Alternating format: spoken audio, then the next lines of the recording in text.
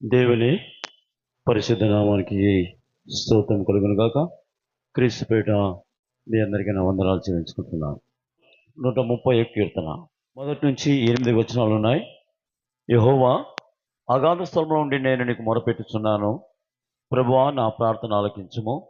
నీ చెవియొగ్గి నా ఆర్తధ్వని వినుము. యెహోవా, నీవు దోషములు కనిపెట్టి చూచిన యెడల ప్రభువా, ఎవడు నిలవగలడు? అయినను జనులు నీ యందు భయభక్తులు నిలుపునట్టు నీ యొద్ద క్షమాపణ దొరుకును. 7వ వచనం. ఇశ్రాయేలు, యెహోవా మీద ఆశ పెట్టుకొనుము. యెహోవా యొద్ద కృప దొరుకును. ఆయన యొద్ద సంపూర్ణ విమోచన దొరుకును. ఇప్పుడు రెండవ మాట జ్ఞాపకం చేసుకుందాం. లేదంటే 3వ వచనం చదువుకుందాం. యెహోవా, నువ్వు దోషములు కనిపెట్టి చూచిన యెడల ప్రభువా, ఎవడు నిలవగలడు అంటూ, ఆయనను జనులు నీ యందు భయభక్తి నిలుపునట్లు నీ యొద్ద క్షమాపణ దొరుకును. దేవుని యొద్ద దొరికేటి కదా, దేవుని దగ్గర మనకు దొరుకుతుంది అన్నాం. ఉదాహరణ జ్ఞాపకం చేసుకుందాం. మనం దారిలో పోతూ ఉన్నాం. దారిలో పోతుంటే ఒక 100 నోటు దొరికింది. ఇప్పుడు మన కళ్ళన్నీ ఎక్కడ ఉంటాయి? మళ్ళీ ఇంకా 100 దొరుకుద్దేమో, అంతే కదా. మామూలుగా ప్రతి ఒక్కరు నువ్వు కానీ నేను కానీ ఇంకా 100 దొరుకుద్దేమో అని దాన్ని వెతుకులాడుతూ ఉంటాం. అయితే దేవుని యొక్క వాక్యంలో ఏమంటున్నాడంటే, నీవు దోషములు కనిపెట్టి చూస్తే ప్రతి ఒక్క వ్యక్తిని, ప్రతి ఒక్క మనిషిని దేవుడికి చూస్తే మా మనిషి ఎలా ఉంటాడంట? దోషే. మనంతటా మనం ఏమని చెప్పుకుంటామంటే, నేను బో మంచోని అని చెప్పుకుంటాం. ఏమని చెప్పుకుంటామంటే, నేను బో మంచోని అనుకుంటాం. నువ్వేమనుకుంటావు? నేను చాలా మంచిదాన్ని అనుకుంటావేమో. అర్థమవుతుంది కదా. నేను చాలా మంచిదాన్ని, నా మాదిరి ఎవరు లేరు, నా మాదిరి జీవించే వాళ్ళు ఎవరు లేరు, నా మాదిరి నడిచే వాళ్ళు ఎవరు లేరు, నా మాదిరి పలికేవారు ఎవరు లేరు, నా మాదిరి ముందుకు సాగే వాళ్ళు ఎవరు లేరని మనంతటా మనం ఏం చేసుకుంటామంటే, మనల్ని గురించి మనం గొప్ప చేసుకుంటాం. అంతే కదా. ప్రతి ఒక్క మనిషి ఏం చేసుకుంటాడు? తన మంచితనమే చెప్పుకుంటాడు, తనలోని లోపాలు మాత్రం చెప్పుకోడు. అంతేనా? నేను దొంగ, నేను ఎవడో చెప్పుకుంటాడా?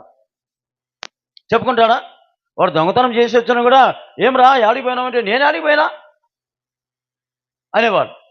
అలాగే మానవుడు ఏం చేస్తూ ఉంటాడంటే, తన లోపాలను ఎత్తి పట్టుకోకుండా ఇతరుల తప్పులను లెక్క పెట్టడం మానవుని యొక్క నైజం చేస్తాడు. అది ఆ ఎమ్మి బాగలేదు, ఇదిగో ఈ పిల్లోడు బాగలేడు అని మానవుడు అంటూ ఉంటాం.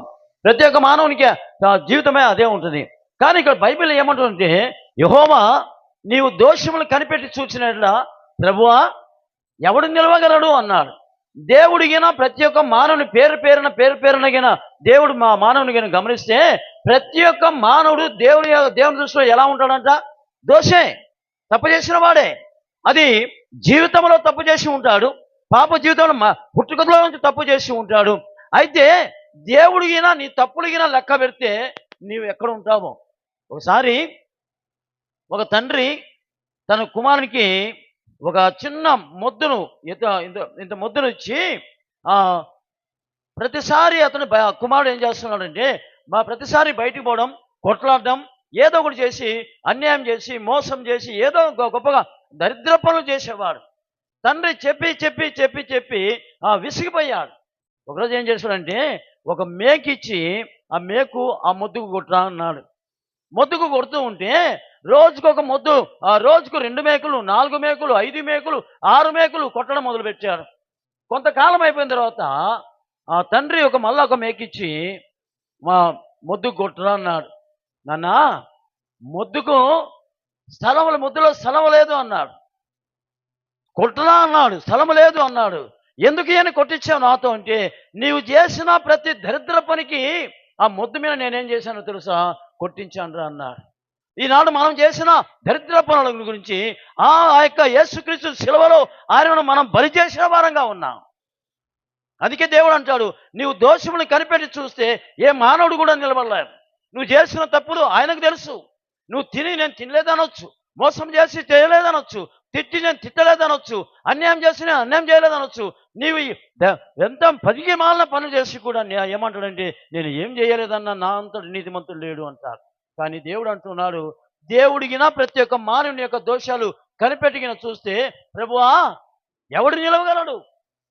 ఎవడని నిలబడతాడా అని దేవుని ముందు నేను పరిశుద్ధుని అన్నవాడు ఎవడన్నా ఉన్నాడా? దేవుని ముందు నేను పరిశుద్ధుని అనేవాళ్ళు ఎవరన్నా ఉంటే పేరు చెప్పండి, నేను పేపర్లు వేస్తాను మీ పేరు.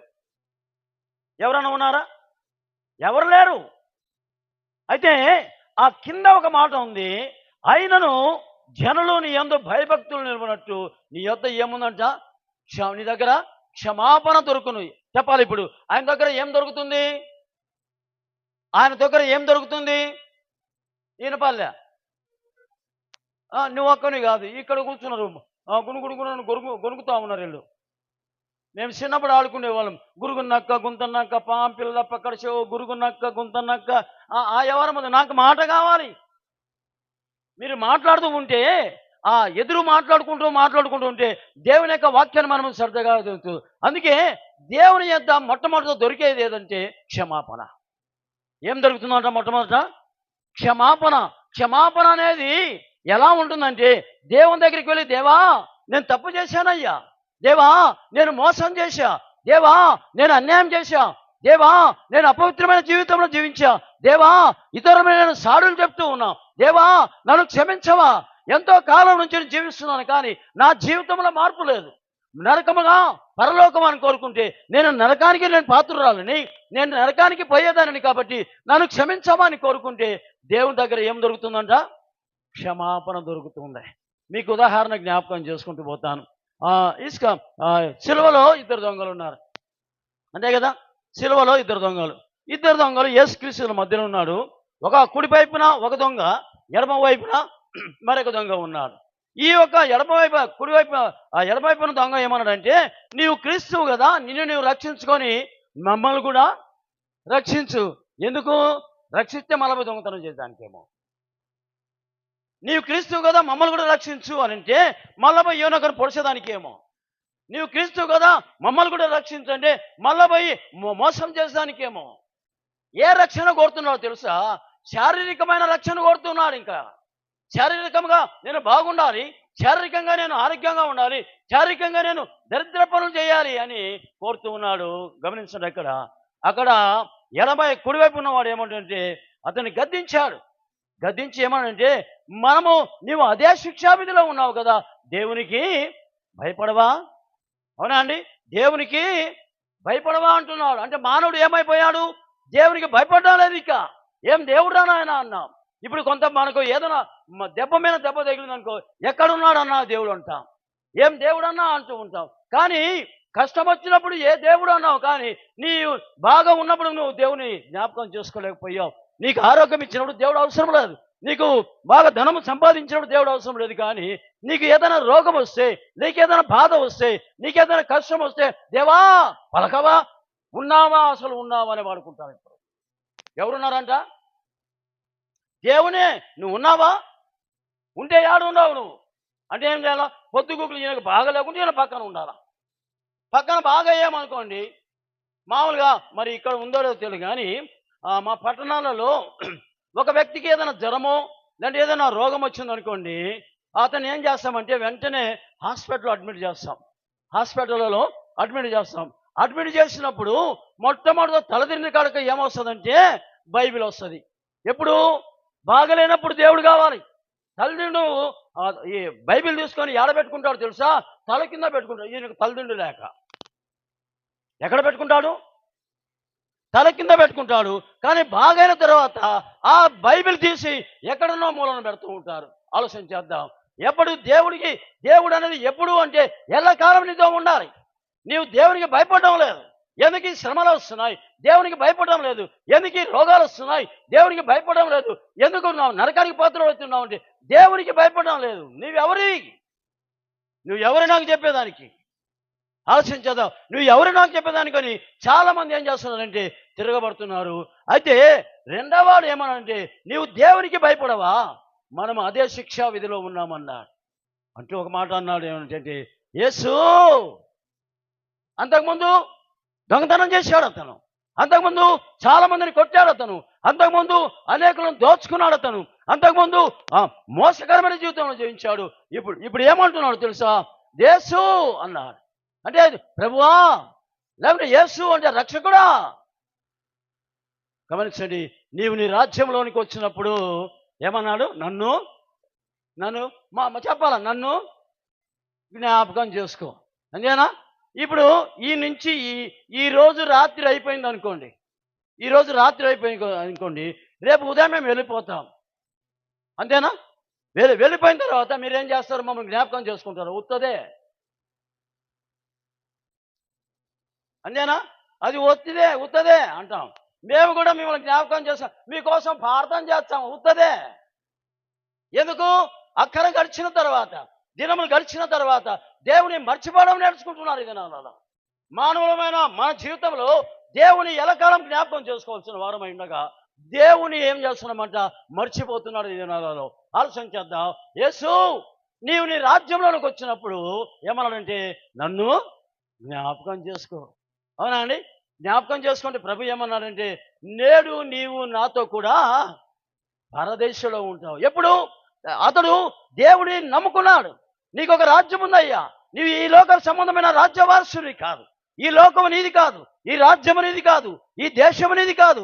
నీ దేశము నీ రాజ్యము అది పరలోక సంబంధమైనది అయితే నీ రాజ్యంలో నన్ను చేర్చుకో అంటే కారణం ఏంటంటే, నీ రాజ్యం పరలోక రాజ్యంలో నన్ను చేర్చుకున్నా. అంటే నీవు దోషమును కనిపెట్టి చూచినట్లా ప్రభువా ఎవడు నిలవగలడు అంటే ఏమనండి? అయినను జనులు నీ యందు భయభక్తులు నిలబడినట్టు నీ యొద్ద ఏముందంట? క్షమాపణ ఉంది. సిలువలో చివరి గడియలో తప్పు ఒప్పుకున్నారు. నన్ను క్షమించయ్యా దేవా, నేను పాపిని, నేను ఘోర పాపిని, నేను దుర్మార్గుని, నేను బహు భయంకరమైన స్థితిలో ఉన్నా, నన్ను క్షమించవా ప్రభువా? యేసయ్యా నీది ఈ రాజ్యము కాదు అన్నాడు. అందుకే ప్రభు అన్నాడు, నేడు నీవు నాతో కూడా పరదేశంలో ఉంటావు అన్నాడు. అంటే నీ వద్ద ఏం దొరికింది? ఇప్పుడు దొంగకి ఏం దొరికింది? చెప్పాలి గట్టిగా. దొంగకి ఏం దొరికింది? క్షమాపణ. ఇదే మాట మీద నీవు దోషమని కనిపెట్టి చూసినట్ల ప్రభువా ఎవడు నిలగలగడు? ఆయనను జనులు నీ యందు భయభక్తులు నిలబట్లు నీ యొద్ద ఏం దొరికిందంటే క్షమాపణ దొరికింది. ఇప్పుడు దొంగకి ఏం దొరికింది? ఏం సార్ మీ ఊళ్ళు చెప్పరా? ఆకలి అవుతుందంట అంటే నువ్వు మానుకో. సరే మానుకుందాం. ఆకలి అవుతుంటే చెప్పండి, అయ్యా నువ్వు ఎప్పుడు బంద్ చేస్తావో తినిపోదాం అనుకున్నామంటే బంద్ చేస్తావు. దేవుని దగ్గర ఏం దొరుకుతుంది? క్షమాపణ దొరుకుతుంది. కాబట్టి గమనించండి, ఆ ప్రభువు దగ్గరికి వెళ్ళి దేవా నన్ను క్షమించని ఏ వ్యక్తి అయితే కోరుకుంటాడో, ఆ ప్రభు దగ్గరికి వెళ్ళి దేవా నేను పాపిని, నన్ను క్షమించమని ఏ వ్యక్తి అయితే కోరుకుంటాడో, దేవా నన్ను క్షమించయ్యా, నేను ఈ లోకంలో జీవించినంత కాలం అన్యాయం చేశా, మోసం చేశా, అబద్ధమాడా, అతరులు అనేక మందికి నేను తిరుగుబాటు చేశా. కానీ ప్రభువా ఈ తిరుగుబాటు ఈ లోక సంబంధమైన, కానీ ఒకనాడు నేను నరకానికి గురైపోతున్నాను కాబట్టి నన్ను క్షమించమని కోరుకున్నాడు. కాబట్టి దొంగకి ఏం దొరికిందో తెలుసా? క్షమాపణ దొరికింది. మళ్ళొక విషయాన్ని ఒక వ్యక్తిని జ్ఞాపకం చేస్తా. నేను చెప్పినట్టుగా తప్పిపోయిన కుమారుడు ఎక్కడికి పోయాడు? తండ్రి దగ్గర ఉన్న ఆస్తి అంతా సమకూర్చుకున్నాడు. నాన్న నాకు ఆస్తి పంచిపెట్టు అన్నాడు. సమస్తానే ఆస్తి అంతా పంచిపెట్టాడు. కుమారుడు బాంబే వెళ్ళిపోయాడు. అక్కడ దుర్వ్యాపారంలో పాడు చేసి పెట్టాడు. అంతా ఖర్చు అయిపోయింది. జనమంతా విడిచిపెట్టారు, స్నేహితులతో విడిచిపెట్టారు. విడిచిపెట్టిన తర్వాత అతను ఎక్కడికి పోయాడు తెలుసా? పందులు మేపే పొలంలో పందులు మేపేదానికి పోయాడు. అక్కడ పందుల పొట్టు తిందామనగా ఆశ కలిగితే ఆ పందులు కూడా ఏం చేశాయంట? ఆ కుమారుని ఏం చేశాయి? దొబ్బేశాయి. ఆ సమయంలో జరిగిన విశేషం అంటే అతడు పశ్చాత్తాపం గమనించండి. దేవుని దగ్గర ఏం దొరుకుతుందంటే క్షమాపణ దొరుకుతుంది. అక్కడ ఏమంటున్నాడో తెలుసా? తండ్రి ఆకాశానికి విరోధంగా నేను నీ ఎదుట నేనేం చేశానంటే పాపం చేశా. గమనించండి, ఆకాశానికి విరోధంగా నేనేం చేశా? పాపం చేశా. ఇక మీదట నీ కుమారుడిని అనిపించుకునే దానికి నాకు ఏం లేదంట, నాకు ఏం చెప్పలేదు. ఒప్పుకున్నాడా? ఎప్పుడైతే ఒప్పుకోవడం జరిగిందో అక్కడ ఏం దొరికిందంటే క్షమాపణ దొరికింది. అక్కడ ఏం దొరికింది?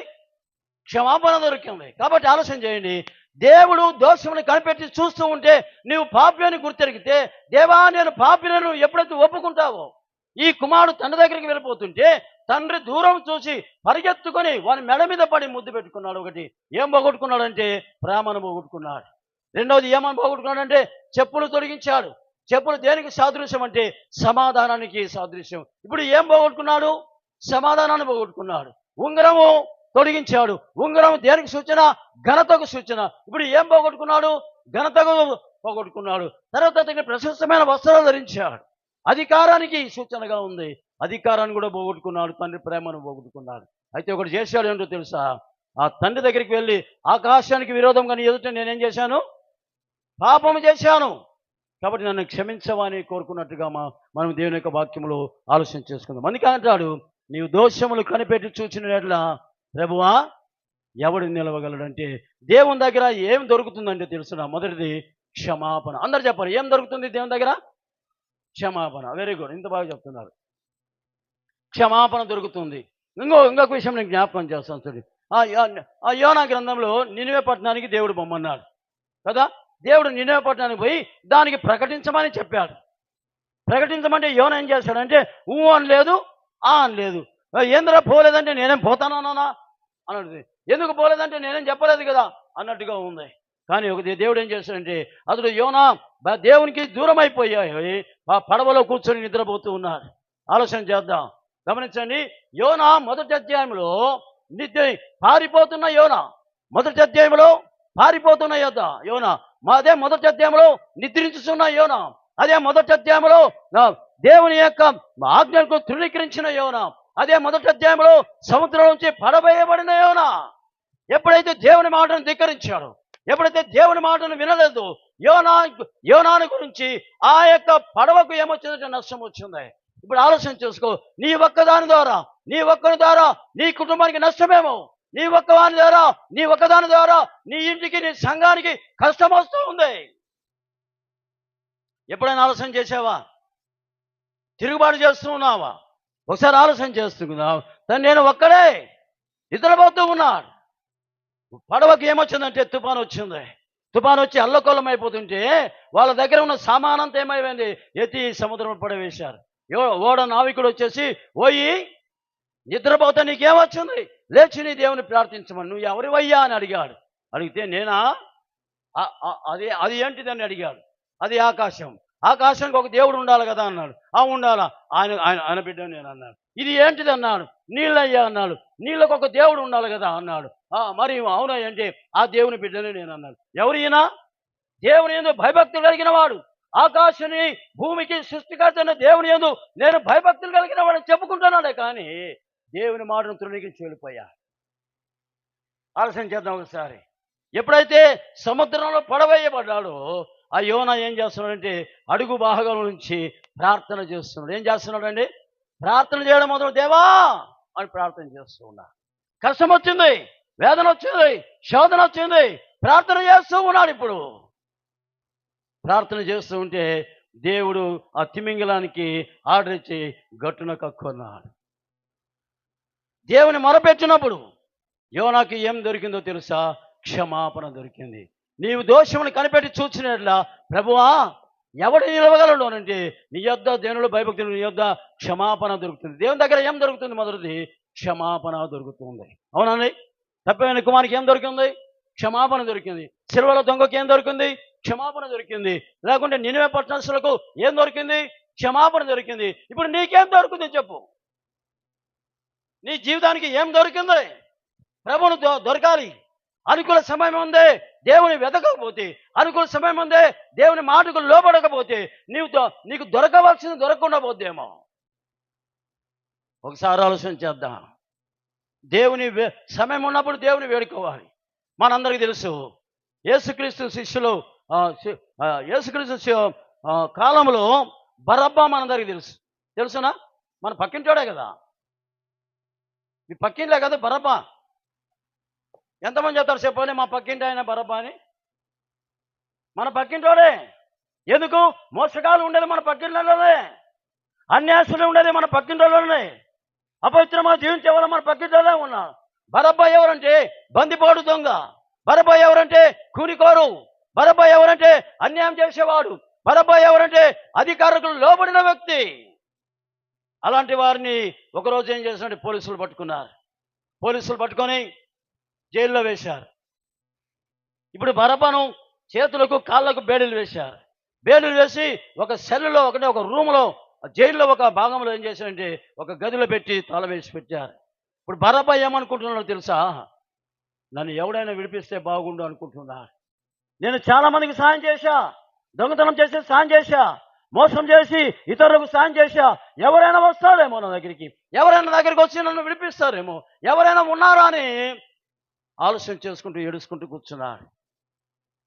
ఆలోచన చేద్దాం ఒకసారి. ఒక దినం ఆ బరబ్బాను కోర్టులో పెట్టారు. కోర్టులో పెడితే బరబ్బాకి ఏ శిక్ష విధించారో తెలుసా? మరణ శిక్ష విధించారండి. బాగా వినండి జరిగిన సంగతి. బరబ్బాకు ఏ శిక్ష విధించారో తెలుసా? మరణ శిక్ష విధించారు. ఒకరోజు కాలం గడిపింది, ఆ సమయం వచ్చేసింది. ఒక జైలు అధికారి బరబ్బా ఉన్న రూమ్ దగ్గరికి వచ్చాడు. చేప తీస్తూ ఉన్నాడు. చేప తీస్తుంటే బరబ్బా ఏమనుకుంటున్నాడో తెలుసా?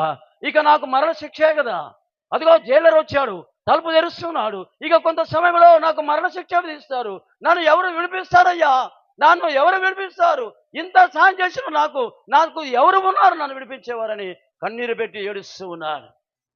తలుపు తెరిచాడు. బరబ్బా, పై అధికారులు నేను పిలుస్తున్నారు రావయ్య అన్నాడు. బరబ్బా వచ్చాడు. పై అధికారి దగ్గరికి వచ్చాడు. బరబ్బాకు ఏం చేశారంటే ఈ బేడులు తీశారు. అయిపోయింది నా సంగతి. బేడులు తీసి నన్ను తీసిపోయి ఉరివేస్తారేమో, నన్ను తీసిపోయి సిల్వకేస్తారేమో, నన్ను చంపేస్తారు, నాకు ఎవరున్నారు, నన్ను విడిపించేవారు ఎవరున్నారు అని ఏడుస్తూ ఉన్నాడు. బేడీలు తీశారు. పెన్ ఇచ్చాడు, సైన్ చేయి అన్నాడు. బరబ్బా చేతులు వణుకుతూ ఉన్నాయి. ఇక కొద్ది క్షణంలో మరణానికి ముందుగా నా వాంగ్మూలం తీసుకుంటూ ఉండడానికి సైన్ చేయమన్నాడని చిన్నగా వణుకుతూ సైన్ చేశాడు. బట్టలు ఇచ్చాడు. ఈ బట్టలు వేసుకో బరబ్బా అన్నాడు. అదే ఏ బట్టలు అంటే అతను ముందుగా వేసుకొచ్చిన బట్టలే వేసుకున్నాడు. బట్టలు ఏంటయ్యా అన్నాడు. ఆ అధికారి అన్నాడు, బరబ్బా నువ్వు ఇంటికి వెళ్ళిపో అన్నాడు. నమ్ముతారా అండి? నమ్మలేదు. బరబ్బా నమ్మలేదు. ఏంటయ్య గారు, సైన్ పెట్టమంటే సైన్ పెట్టా, బేడీలు ఇప్పారు, నా బట్టలు ఇచ్చారు, నన్ను వెళ్ళిపో అంటున్నారు, ఇది ఇది ఏది చేయది, నా యోమయంగా ఉంది అన్నాడు. జైలు అధికారి ఒక మాట అన్నాడంటే ఏ మాట అన్నాడు తెలుసా? నీ కోసం ఒక వ్యక్తి మరణించడానికి సిద్ధంగా ఉన్నాడు బరబ్బా. నీ కోసం ఒక వ్యక్తి మరణించడానికి సిద్ధంగా ఉన్నాడు బరబ్బా. అందుకే ఆయన మరణాన్ని నీకు విడుదల కలిగింది. ఆయన చనిపోతూ నీకు విడుదల కలగ చేశాడు బరబ్బా. ఓ బరబ్బా, నీ దినము నువ్వు సెలవు ఇవ్వడాలి. ఈ దినము నీకు మరణ శిక్ష ఉన్న దినములో నీ కోసము ఒక వ్యక్తి మరణించడానికి నీ సిద్ధంగా ఉన్నా. ఎవరయ్యా ఆయన? యేసు అనే ఒక వ్యక్తి. ఎవరయ్యా? యేసు అనే వ్యక్తి. ఇంకా నమ్మడం లేదు బరబ్బా. మొదటి గేటు తెరిచారు, బయటకు వచ్చారు. రెండో గేటు తెరిచారు, బయటకు వచ్చారు. ఏంటయ్యా నన్ను తీసుకొని వస్తున్నాడు అంటే, బరబ్బా నీ కోసము ఒక వ్యక్తి మరణించడానికి ఇష్టపడ్డాడు, అందుకే నీకు విడుదల కలిగిందన్నాడు. మూడో గేటు దాటారు, బయటకు వచ్చారు. బయటకు వస్తుంటే జనమంతా చాలా మంది పరిగెత్తుతూ ఉన్నారు. ఆమె చక్కగా వినండి. జనమంతా పరిగెత్తుతున్నారు. ఆ రోడ్డు దగ్గరికి వచ్చేసిన తర్వాత కొంతమంది 10 మంది గుంపుగా వెళ్తుంటే ఆయన అడిగాడు, అన్నా ఎక్కడికి వెళ్తున్నారు అన్నా అని అడిగాడు. అయ్యా నీకు తెలియదా అంటే, నాకు తెలియదు నాన్న, నిజంగా చెప్పు, నీకు తెలియదంటే నాకు తెలియదు అయ్యా అన్నాడు. బరబ్బా చెప్పండి అయ్యా, ఎందుకు వెళ్తున్నారు మీరంటే, నీకు తెలియదా, మేము 10 మంది కృష్ణరోగులం అన్నా, మా భార్యలు మమ్మల్ని వెలిసివేశారు, మా బిడ్డలు మమ్మల్ని త్రోసివేశారు, మేము ఎవరికి దూరంగా కనపడకుండా అడవిలో ప్రయాణం చేస్తున్నాం, అడవిలో మేము జీవిస్తూ ఉన్నాం. అలాంటి మాకు ఆయన వచ్చాడు, ఆయన వచ్చి మమ్మల్ని బాగు చేశాడు, మా కుష్ఠ రోగాన్ని మాన్పించాడు అయ్యా అంటే, ఎవరయ్యా ఆయన అని అడిగితే, నిజంగా నీకు తెలియదా అని అడిగాడు. నాకు తెలియదు నన్ను అంటే, వాళ్ళు పలికిన మాట తెలుసా? యేసు అని. ఎవరు? యేసు అనే వ్యక్తి. వాళ్ళు పరిగెత్తి వెళ్ళిపోయారు. అలాగే ముందుకు సాగుతున్నాడు. ఒక మనిషి మళ్ళీ పరిగెత్తుకుంటూ పోతున్నాడు. అన్నా ఒక్క నిమిషం నిలబడన్నా, ఎందుకు పరిగెత్తుతున్నావు అంటే, నీకు తెలియదా అంటే, నాన్న నాకు తెలియదురా నాన్న, ఎందుకు పరిగెత్తుతున్నావు అంటే, నేను అడవిలో సమాధులలో ఉండి నా శరీరాన్ని గాయపరుచుకుంటూ ఉన్నాను, సమాధులలో ఉండి దెయ్యం పట్టిన వాడిగా నేను లోకంలో జీవిస్తూ ఉంటే ఎవరు నన్ను పట్టుకున్నానికి చేతగాకపోయిందయ్యా, అలాంటి వ్యక్తినైనా నన్ను సమాధి దగ్గరకు వచ్చేసి ఆ సమాధికి గురి అయిన నన్ను విడిపించాడు, నా దెయ్యాన్ని పోగొట్టాడు ఆయన. ఎవరైనా అడుగుతూ ఉంటే, నీకు తెలియదా అంటే, నాకు తెలియదు అయ్యా, నాకు తెలియదు నాన్న చెప్పరా అంటే, నా ప్రభు అయిన యేసు అన్నాడు. ఏమైపోతుంది? ఆ దేవుని సిల్వకేస్తూ ఉంటే నేను ఇక్కడ ఉండడానికి నాకు ఇష్టపడడం లేదు, నా ప్రభుని సిల్వకేస్తున్నానన్నా. ఆయన ఏం చేయలేదన్నా. కుంటి వాళ్ళకు కాళ్ళు ఇచ్చాడు, మూగ వాళ్ళకు నోరిచ్చాడు, గుడ్డి వారికి కళ్ళు ఇచ్చాడు, చెవిటి వాళ్ళకు చెవులు బాగా ఇచ్చాడు, చనిపోయిన వారిని కూడా లేపిన దేవుడు. నా దేవుడిని ఈ లోకం ఏం చేస్తుంది? సెలవెక్కేస్తుంది. నీకు తెలియదా అంటే నాకు తెలియదు అన్నాడు. ఇంకా ముందుకు సాగుతున్నాడు. దెయ్యం పట్టిన మగ్దలేనే మరియ పరిగెత్తుతుంది. అమ్మా, ఎక్కడికి పరిగెత్తున్నావు అమ్మని అడిగాడు. అన్నా, నీకు తెలుదా అని అడిగింది. నిజంగా నాకు తెలియదయ్యా, నాకు తెలియదన్నా. ఎందుకు తెలుసా? నేను 7 దెయ్యములు పట్టి బాధపడుతూ ఉంటే నా దగ్గరికి వచ్చి బాగు చేశాడయ్యా ఆయనను సెలవెక్కేస్తున్నారన్నా. ఎవరాయనా? ఎవరమ్మా ఆయన? నీకు తెలియదా అంటే నిజంగా నాకు తెలియదు నాన్న అంటే, ఎవరో తెలుసా? ఆయన నా ప్రభు అయిన యేసు. నా ప్రభు అయిన యేసును సెలవుకేస్తూ ఉంటే నేను నా ఇంట్లో కూర్చున్నానికి నాకు ఇష్టపడడం లేదని గోదావరితో వాళ్ళు పరిగెత్తుతున్నారు. ఇప్పుడు జైల్లో అధికారి చెప్పింది ఎవరు? యేసు అనే నామం. బయటకు వచ్చినప్పుడు చెప్పింది ఎవరు? యేసు అనే నామం. కుష్ఠరోగులు చెప్పిన నామం ఏది? యేసు అనే నామం. దెయ్యం పట్టిన వాడు చెప్పిన నామం ఏది? యేసు అనే నామం. లేకుంటే మగ్దలేనే మరి చెప్పిన మాట ఏది? యేసు అనే నామం. జైల్లో చెప్పిన అధికారి మాట యేసు అనే నామంని విన్నాడు. ఇప్పుడు ఈ బరబ్బా ఏం చేస్తున్నాడంటే పరిగెత్తుతున్నాడు. ఓ యేసు, ఓ యేసయ్యా, నా కోసమే నేను ఉండవలసిన స్థానంలో నేను ద్రోహం చేశా, నేను అన్యాయం చేశా, నేను అభద్రంగా జీవించా. నా కోసం నీవు మరణించి ఇలాంటి ఘోర పాపినను నన్ను విడిపించడానికి నీవే నా కోసం మరణించవయ్యా అని పరిగెత్తుకుంటూ పోతున్నాడు. బరబ్బా పరిగెత్తుకుంటూ పోతున్నాడు. గట్టిగా కేకలు వేస్తున్నాడు. పరిగెత్తుకుంటూ పోతున్నాడు. వెళ్ళిపోతున్నాడు. అప్పుడు దాదాపుగా 12 గంటల మొదలు 3 గంటల వరకు ఆ దేశమంతా చీకటి కమ్మింది. ఆ చీకటిలో కూడా ఈ బరబ్బా కేకలు వేసా, యేసయ్యా నన్ను క్షమించవా, యేసయ్యా, యేసయ్యా నా కోసం నీ ప్రాణం ఎత్తావా, యేసయ్యా నన్ను క్షమించవని పరిగెత్తుకుంటూ వెళ్ళాడు. అక్కడ పలికిన మాట, వీరేమి చేస్తున్నారో వీరెరగరు కనుక వీరిని. ప్రభు శిలువలో పలికిన మాట, వీరేం చేస్తున్నారు వీరెరగరు కనుక వీరిని క్షమించమని కోరారు. బరబ్బకి ఏం దొరికింది? క్షమాపణ దొరికింది. సమాప్తమని ముగించాడు. అప్పుడు ఆ ఘోరంగా ఏడుస్తూ ఉన్నాడు. ప్రభువా, నాలాంటి నీచుడైన నా కోసమై, నాలాంటి అపవిత్రమైన జీవితంలో నా కోసమై, నాలాంటి మోసకరమైన జీవితంలో నా కోసమై ప్రభువా నీవు సిలువలో నా కోసం మరణించావు, నాకు క్షమాపణ ఇచ్చావు. నీవు సిలువలో నా కోసం మరణించావు, నాకు క్షమాపణ ఇచ్చావు దేవా అని కేకలు వేసుకుంటూ ప్రభు దగ్గరికి వెళ్ళాడు. ప్రాణం ఇచ్చాడు ప్రభు. జనమంతా కేకలు వేస్తూ ఉన్నారు. జనమంతా కేకలు వేస్తూ ఉన్నారు. వారి మధ్యలో నుంచి తిరిగి బరబ్బా బయటికి వెళ్ళిపోయాడు. ఆలోచన చేద్దాం. బరబ్బా యేసుక్రీస్తుకు సాక్షిగా బ్రతికాడండి. ఎప్పుడు?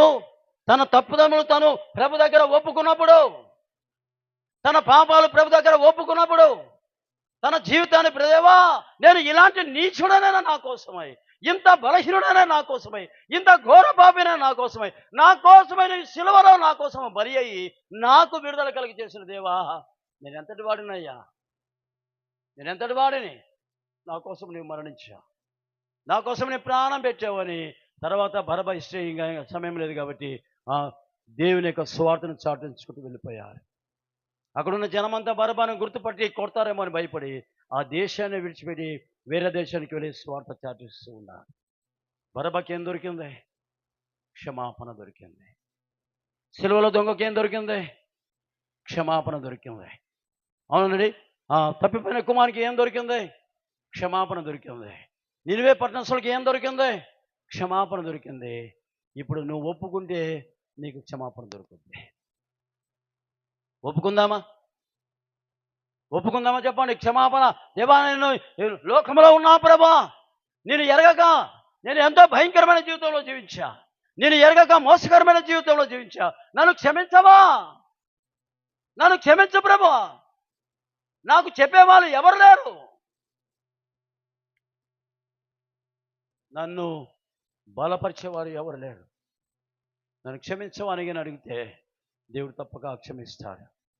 యేసు నీ కోసం ఎదురు చూస్తూ ఉన్నాడు. యేసు నీ కోసం ఎదురు చూస్తూ ఉన్నాడు. ఒక మాట జ్ఞాపకం వస్తుంది.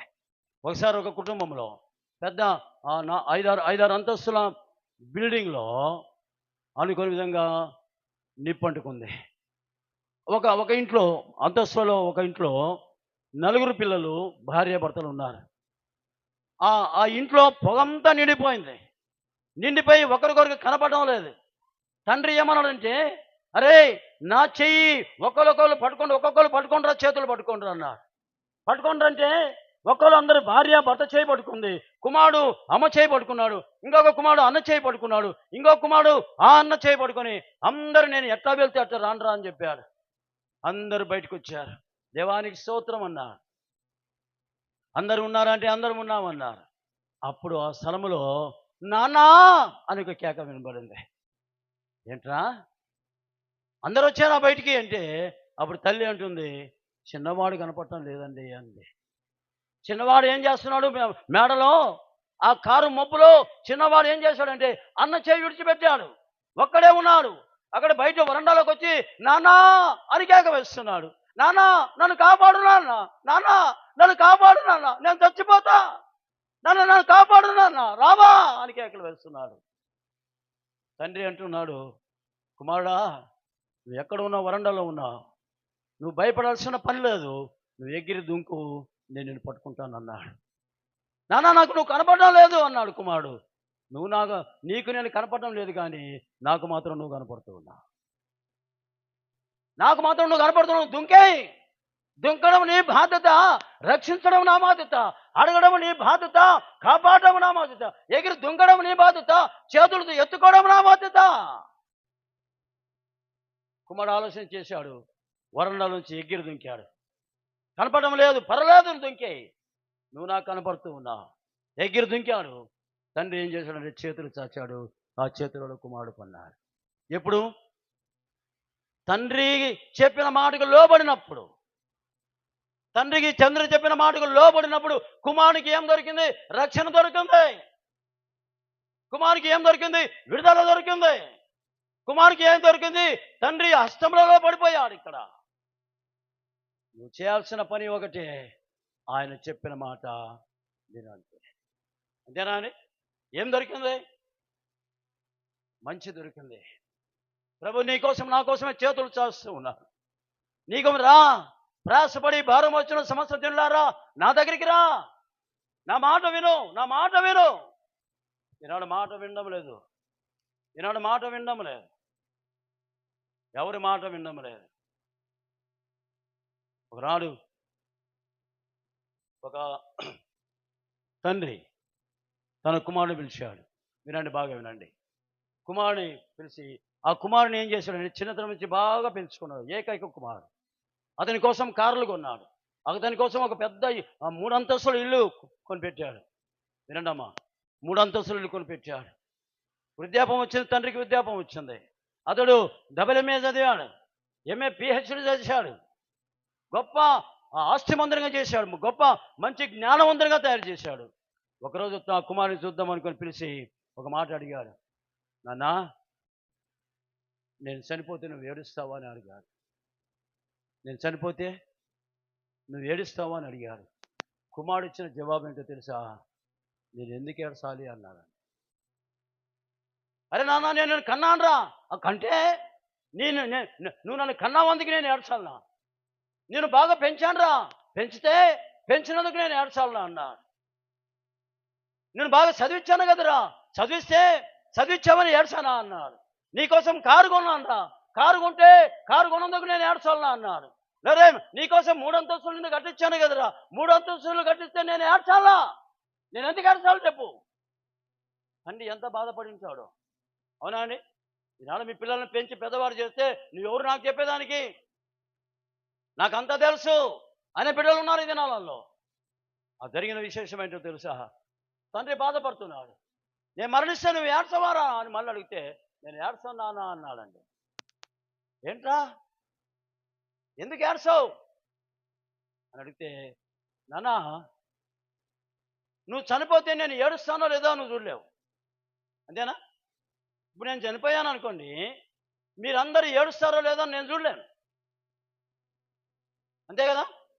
నేను చనిపోయాను అనుకోండి, మీరు ఏడుస్తారో లేదో నేను చూడలేను. ఆ కుమారుడు ఒక మాట అన్నాడండి, నువ్వు చనిపోతే నేను ఏడుస్తానో లేదు నువ్వు చూడలేవు, కానీ నువ్వు బ్రతికినంత కాలం నీ కంట్లో నీళ్లు రాకుండా చూసుకుంటానన్నాడు. చప్పట్లు కొట్టుకోవచ్చు. నువ్వు బ్రతికినంత కాలం, నువ్వు ఉన్నంత కాలం నేను నీ కంటిలో నీళ్లు రాకుండా చూసుకుంటా. అది కావాలి ఈ దినాలలో, అది జరగాలి ఈ దినాలలో. అలాంటి కుమారులు జీవించాలని దేవుడు కోరుతూ ఉన్నాడు. అందుకే దేవుడు ఏం చేస్తున్నాడంటే నిన్ను ఒక ఉన్నతమైన స్థితికి తీసుకొని వస్తున్నాడు దేవుడు. నేను ఆత్మీయమైన జీవితం తీసుకొని వస్తూ ఉన్నాడు దేవుడు. నువ్వు అడిగితే నీకు సమస్తాన్ని ఇవ్వాలని దేవుడు చూస్తూ ఉన్నాడు. అందుకే దేవుని దగ్గర ఏముందో తెలుసా? క్షమాపణ ఉంది. దేవా నన్ను క్షమించని కోరుకుందాం. దేవా ఇంతకాలం నేను అన్యాయమైన మోసకరమైన జీవితంలో జీవించానయ్యా, నన్ను క్షమించవా? ఒకసారి జ్ఞాపకం చేసుకో. ఆనాడు తప్పిపోయిన కుమారుని క్షమించావు కదయ్యా, నన్ను కూడా క్షమించవా? క్షమించడానికి అని సిద్ధంగా ఉన్నా. అవునా? దేవుడు అన్నాడు, నిన్ను కూడా పాడుకున్నావు. తల్లి అయిన మరచు గాని నేను నిన్ను మరువను, చూడుమున అరచేతులలో నిన్ను చెక్కియున్నాను. నీ పాదము త్రొట్టిల్ల నీయను నేను, నిన్ను కాపాడువాడు కునుకడు నిదురపోడు అని చెప్పి వాగ్దానము చేసిన యేసయ్యా తల్లిలా లాలించును, తండ్రిలా ప్రేమించును. ఎలా ప్రేమిస్తాడంట? ఒక తల్లి మాదిరి ప్రేమిస్తూ ఉన్నా. ఎలా ప్రేమిస్తాడో తెలుసా? ఒక తండ్రి ఎలా ప్రేమిస్తాడో ప్రేమించాడు. ఒకవేళ నీ తల్లి మర్చిపోవచ్చేమో, ఒకవేళ నీ బంధువులు మర్చిపోవచ్చేమో, ఒకవేళ నీ స్నేహితులు మర్చిపోవచ్చేమో, ఒకవేళ నీ సొంత వాళ్ళు మర్చిపోవచ్చేమో, ఒకవేళ నేను ఎక్కువగా ఇష్టపడినాలో మర్చిపోవచ్చేమో, కానీ నేను మర్చిపోని ఒకే ఒక వ్యక్తి ఉన్నాడు. ఆయనే మన ప్రభు అయిన యేసుక్రీస్తు. ఈనాడు బిడ్డలు మర్చిపోతూ ఉన్నా. ఒక విషయం చెప్పి, జరిగిన విషయం చెప్పి నేను ముగిస్తాను. ఒక కుటుంబంలో ఒక తల్లి, జరిగిన సంగతి అండి, మహా అందగత్య, సినిమా హీరోయిన్ల కంటే ముంగా అందగత్య, అంతా ఎర్రగా అంత అందంగా ఉంది కదా, మంచి అందగత్యే. మీరు అనగా మేము కూడా అందంగా ఉన్నాంలే అనగాకండి, మీరు మంచివాళ్ళే, మీరు బాగుంటారు. నేను మిమ్మల్ని గురించి అండవరా, ఒక అందగత్య గురించి చెప్తున్నా. బొంబాయిలో జరిగిన సంగతి. అవునా? బొంబాయిలో జరిగిన సంగతి. మంచి అందగత్య, చాలా బాగుంది. కానీ భర్త లేడు. తన బిడ్డను ఎలా పోషించుకుంటూ తెలుసా? ఆ గుడిసెలో ఆ చిన్న వంట వండుకొని ఆ ఉయ్యాల్లో చిన్న ఆ తల్లికి ఒక చిన్న పాప ఉంది. చిన్న పాప ఉంది. ఆ పాప పుట్టిన వెంటనే భర్త చనిపోయాడు. ఇప్పుడు ఆ బిడ్డను, చిన్న ఉయ్యాలు ఉన్న బిడ్డను పోషించుకోవాల్సిన బాధ్యత ఎవరికి వచ్చిందో తెలుసా? తల్లికి వచ్చింది. ఆ ఇంట్లో పని చేసుకుంటుంది. ఆ పాలు దాపి ఆ చిన్న ఉయ్యాలు వేసి నా బిడ్డ ఏడుస్తుందేమో, నా బిడ్డ లేస్తుందేమో అని త్వరగా పని చేసుకొని ఇంటికి తిరిగి వస్తూ ఉంది. చిన్న గుడిసె. కాలం గడుస్తుంది. ప్రతిరోజు ఆ పని చేస్తుంది. పాలు ఇవ్వడము, పడుకోబెట్టడము, వెళ్ళి పని చేసుకుంటూ ఉంది. ఒకరోజు జరిగిన విశేషం ఏంటో తెలుసా? బిడ్డకు పాలిచ్చి పండేసింది. తను పని చేసుకున్న దానికి ఇంటికి వెళ్ళిపోయింది, ఒక ఇంట్లోకి వెళ్ళిపోయింది. అనుకోని విధంగా ఆ ఇంటికి నిప్పు అంటుకుంది. లోపల ఎవరున్నారు? చిన్న బిడ్డ ఉంది. జనమంతా పోగారు, మంచి మంటలతో బయలుదేరాయి. చాలా మంది నీళ్లు పోస్తుంటే ఆగడం లేదు. ఒక ఇంటికి మండుకుంటూ ఉంది. లోపలేమో చిన్న బిడ్డ ఉంది. కొంతమంది పరిగెత్తుకుంటూ వెళ్ళి, అమ్మా నీ బిడ్డ కాలిపోతుంది, నీ ఇంటికి నిప్పు అంటుకుందమ్మా, రా పరిగెత్తుకుంటూ రా అనంది. అంత లోపల ఆ ఇంటికి బహుభయంకరమైన మంట ప్రారంభించింది. తల్లి పరిగెత్తుతూ ఉంటే చాలా మంది పడుకున్నారు. అమ్మా నువ్వు వెళ్ళిపోతే నువ్వు చచ్చిపోతావు, నువ్వు వెళ్ళిపోతే నువ్వు కాలిపోతావు, నువ్వు పోవద్దు అంటుంది. పోవద్దు అంటే ఆ తల్లి ఏంది, నా బిడ్డనా, నా బిడ్డ చనిపోతే నాకెవరున్నారన్నా, నా బిడ్డను పోషించుకున్న బాధ్యత నాదే కదన్నా, నా బిడ్డ కోసం నేను ఎలాగైనా పోతానని అందరినీ తొలగించుకొని పరిగెత్తుకుంటూ లోపలికి వెళ్ళిపోయింది, చిన్న గుడిసెలకు వెళ్ళిపోయింది. ఆ సమయంలో ఆ ఉయ్యాలకు నిప్పంటుకుంది. ఉయ్యాల కాలిపోతుంది. బిడ్డ కాలిపోయే స్థితిలోకి వచ్చింది. లోపలికి పోయింది. తన బిడ్డను హక్కును చేర్చుకున్న తర్వాత వెంటనే ఆమె కాలిపోవడం మొదలుపెట్టింది. ముఖమంతా కాలిపోయింది. కానీ హక్కున దర్చుకున్న ఆ బిడ్డ మాత్రం కాలిపోలేదు. బయటకు వచ్చి అలాగే పడిపోయి బిడ్డను పక్కన పడేస్తుంది. చాలా మంది ఎత్తుకొని ఆ బిడ్డను హాస్పిటల్లో జాయిన్ చేశారు. కానీ తల్లి ఏమైపోయిందో తెలుసా? కాలిపోయింది. ముఖమంతా వికారం అయిపోయింది. కాలం గడుస్తుంది, బిడ్డ పెద్దదైంది. నా ముఖము వికారమైన నా ముఖం చూస్తే నా బిడ్డ నన్ను అసహ్యించుకుంటుందేమని ఒక బుర్కా వేసుకొని ఆ బిడ్డను పోషించుకోవడం మొదలుపెట్టింది. అమ్మా, నువ్వు ఎందుకు బురకా వేసుకుంటున్నావు అంటే, ఇది నేను ఒక తీర్మానం చేసుకున్నాను, నేను బురక తీయనుంది. కాలం గడిచింది, పిల్ల పెద్దదైపోయింది. ఒకరోజు చాలా భయంకరమైన జబ్బు వచ్చింది. ఆ డాక్టర్ వచ్చేసి, అమ్మా భయంకరమైన జబ్బు ఉంది నీ బిడ్డకు, ఇదిగో ఈ ట్యాబ్లెట్స్ ఆ బిడ్డకు ప్రతి 3 గంటలకు అంటే 2 గంటలకు ట్యాబ్లెట్స్ ఇవ్వాలా అని ఆర్డర్ ఇచ్చిపోయాడు. ఆ బిడ్డ కోసమై ఈ తల్లి 3 దినాల వరకు నిద్రపోకుండా, ఆహారం లేకుండా, నీళ్లు తాగకుండా, నా బిడ్డ బాగు కావాలి, నేను రక్షించుకున్న బిడ్డ బాగు కావాలి, ఆ బిడ్డకు ఆ 2 గంటలకు ఒకసారి 3 గంటలకు ఒకసారి ఆ నీళ్లు దాపి టాబ్లెట్ ఇస్తూ ఉంది. 3వ దినమున ఆ తల్లి నీరసించిపోయింది. ఆ తల్లి అలాగే పడుకుంది. ఆ తల్లి అలాగే పడిపోయింది. అనుకోకుండా ఆ బురక తొలగిపోయింది. గమనించండి, ఇక్కడ ఆ తల్లికి వెంటనే బిడ్డ కోలుకుంది. కోలుకొని చూస్తే ఎవరున్నారంట? వికారమైన తల్లి, వికారమైన స్త్రీ భయపడిని గట్టిగా కేకలు వేస్తుంది. కేకలు వేసి తిట్టడం మొదలుపెట్టింది. పిశాచి, దెయ్యమా అని ఆ బిడ్డను తల్లి ఏం చేసిందంటే పై నుంచి దోపి పడేస్తుంది. పడిపోయింది తల్లి, రక్తసిక్తమైపోయింది, తల పగిలిపోయింది. ఆ పొరుగువారు ఈ పొరుగువారు పరిగెత్తుకుంటూ వచ్చారు. పరిగెత్తుకుంటూ వచ్చి చూశారు, తల్లి రక్త మడుగులో ఉంది. దెయ్యం చూడు, ఆ ముఖం చూడు అని గట్టిగా ఇంకా తిడుతూ ఉంది. ఒక తల్లి ఏం చేసిందో తెలుసా? తన ఇంటికి పోయి ఒక ఫోటో తీసుకొని వచ్చింది. అమ్మా, ఒక నిమిషం ఆగు, ఈ ఫోటోలో ఉన్న వాళ్ళు నీ తల్లి ఎవరో చెప్పుకుంటావా అంటే, నాకు ఎవరో తెలియదండి, ఈ అందంగా నీకంటే అందంగా ఉంది చూసినావా, ఆమె నీ తల్లి. ఆమె అలాగ కురిపిగా ఎందుకు మారిందో తెలుసా? నీ ఒకనాడు మన ఇంటికి మీ ఇంటికి నిప్పంటుకోగా నీవు ఎక్కడ చనిపోతావేమని, నువ్వు ఎప్పుడైతే కాలిపోతావేమని నీకోసమై తన రూపాన్ని వికారంగా మార్చుకుంది ఆ తల్లి. నీకోసమై ఆ రూపాన్ని మార్చుకుంది ఆ తల్లి. అందగత్తే అంతటి స్త్రీ నీకోసమే అమ్మా తన రూపాన్ని మార్చుకుంది. ఎవరో తెలుసా? ఆమె తల్లి. ఇప్పుడు పరిగెత్తుతుంది అమ్మ దగ్గరికి. అమ్మా, అమ్మ పలకమ్మా, ఒక మాట పలకమ్మా, అమ్మా అమ్మా అని కేక వేస్తుంది. అమ్మ పలకడం లేదు. అమ్మ పలకమ్మా, నాకు తెలియక చేశానమ్మా, నన్ను క్షమించమ్మా, అమ్మా అమ్మ పలకమ్మా అని కేక వేస్తుంది. అమ్మ పలకడం లేదు. పలకవా అమ్మా, పలకలేదు. తెలుసుకో, మన ప్రభు ఎలాంటి వాడు అంట? ఎంతో సుందరుడమ్మ యేసు, నేనెంతో మురిసిపోయాను, ఎంతో సుందరుడమ్మ యేసు, ధవల వర్ణుడు రత్న వర్ణుండు నా ప్రియుడు, అవని 10,000 అతి శ్రేష్ఠుడాతందు, ధవల వర్ణుడు రత్న వర్ణుండు నా ప్రభు, అవని 10,000 అతి శ్రేష్ఠుడాతందు. ఎవరంట ఆయన? ఎంతో సుందరుడు ఆయన.